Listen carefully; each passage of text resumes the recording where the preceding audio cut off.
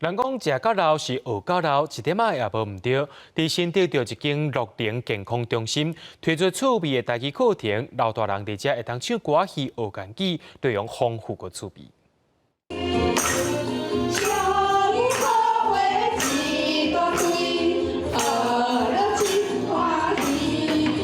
学员大声唱歌真欢喜，每一个人拢真好笑神。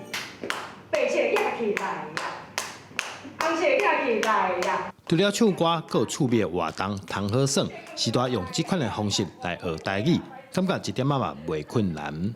咱所在是税无唔对，嘛有客语，嘛有台语，嘛有国语，所以你家己母语就是一个母语，你爱清楚，你该按怎讲，所以用母语来咧讲。有趣味就觉得喜欢来上。人生七杂加开心，为咱高赞台语老师在台顶唱歌戏，哪唱哪比动作，学员嘛对咧做伙唱。新竹这间安养中心的台语课程，平常时佫会举办活动，学员直接穿戏服来学唱歌戏。会当甲我伫咧上课当中所学的物件，像咱甲带去即个所在，交大家长辈来分享。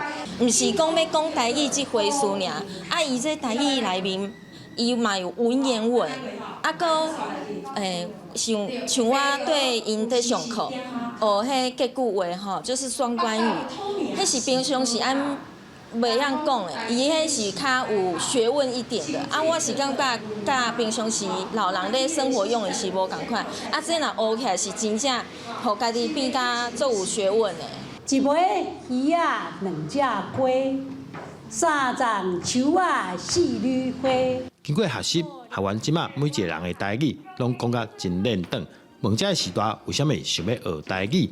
真侪人拢讲，会使对学习的过程找到讲台语趣味的所在。记者张君豪，新竹报道。